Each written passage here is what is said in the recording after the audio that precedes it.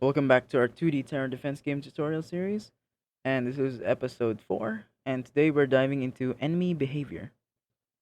In our previous video, we got our enemy waves spawning smoothly.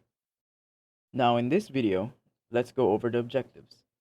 We'll be creating the towers to defend the player from the waves, and in order to create the tower, we will have to create the enemy detection system, basic targeting, and give it the ability to damage the enemies. Alright, let's start by creating the base for our turret. I'm going to make a 2D object, 2D sprite, and select circle. This is going to be our turret's base. Let's name it Pistol Tower. Now, to ensure it displays correctly, I'll adjust its layer, order in the inspector. Setting it to 2 ensures it appears in front of the other stuff.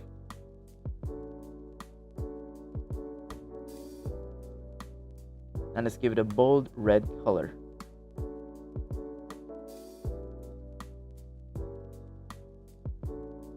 Let's add a face to our turret. Create a box for the face as a child object.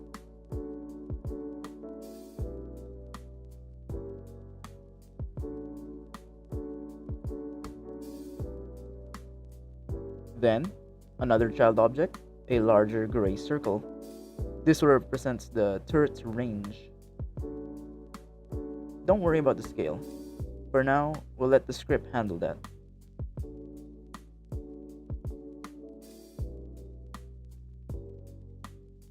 Okay, let's start doing the tower script.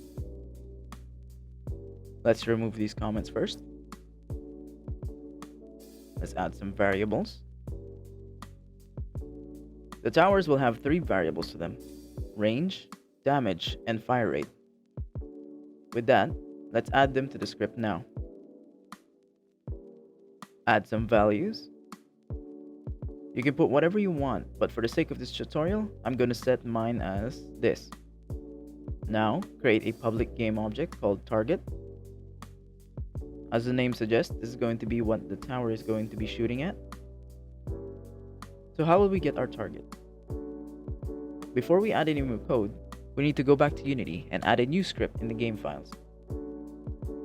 Let's create another script called tower range, and this will attach the range object of the tower. So here, we're going to need to use the tower class of the same object. So we're going to have to do a serialized field, private tower. You can also call it tower. We can assign a tower to it later in the editor. Next, we create a private list of game object called targets. I'll make a function, public void update range. This will update the tower's range. Inside, we transform the local scale to a new vector, 3. Inside, we assign the transform local scale to a new vector, 3. Put the tower range. Since it's public, let's do that 3 times. Then we have to call the update. Let's go back to Unity and assign tower script.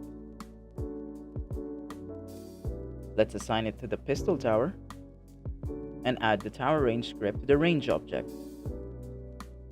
Assign the pistol tower to the object in the tower range script. Let's test this out. As you can see, the range has been properly scaled, that gray roundish area. But the turret doesn't aim and shoot. So let's add that. To make the tower aim at the zombies, head over to the tower range script. We're going to make a onTrigger 2D event function. Add an if statement. Add the collision. This will detect whether the enemy tag is in the range and add it. Let's make the exact opposite of it, the onTrigger exit. Same thing, but it'll remove it. Let's update the update function and add an if statement. This will make sure that the first enemy that enters the tower range will be targeted first until it leaves the range, and so on and so forth.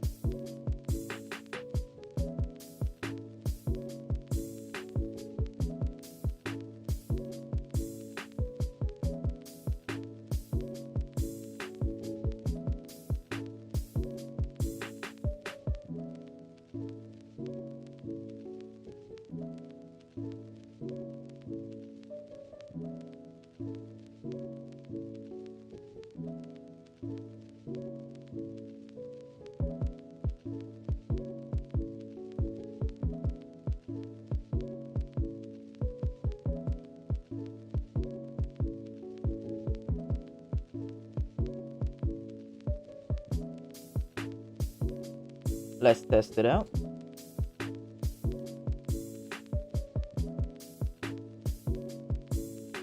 As you can see, the turret is now aiming at the zombies. It's looking only at the first one that enters its range.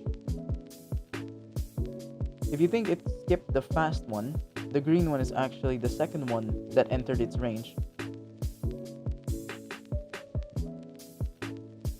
Okay, now let's stop it. The next thing we're going to do is give the enemy health, so with that we can start damaging them. To do that, we're going to have to modify the enemy script. Create a serialized field, private int health. Let's set it for 50 for now. We can change that later. At the bottom of the script, create a new function called public void damage with the argument inside the parentheses int damage. This simply reduces the health of the enemy when the damage is dealt. Now that the enemy has health, let's make the towers be able to damage it. Go over to the tower script. We're going to use the cooldown variable earlier to change the fire rate of the tower. Now we're going to create an if statement and move the transform right inside it. After that, we're going to work on the damage. Since the target is the enemy, we use this script component and we put the enemy in the class, then call the damage function.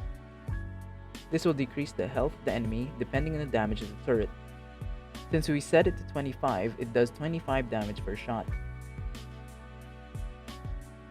Let's set the cooldown to 0. At the end of the if statement, make the else statement. This code lowers the cooldown over time if the turret isn't ready to fire. Now, the enemy has health and the turret can shoot at it. The next thing to do is make the enemy disappear when its health is 0. We need to edit the enemy script to make that happen. Under the update function, create an if statement. If the health is less than or equal to 0, then the game object destroys itself. Let's head back to Unity. Adjust the health values for each different zombie type. You can have different values depending on how you want it to balance your game. But for now, let's keep it like this. Now, let's test it. Now we can see the turret is starting to shoot at the zombies.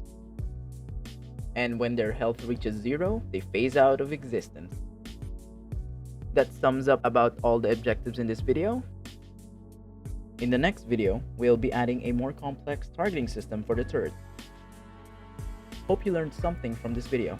Thank you.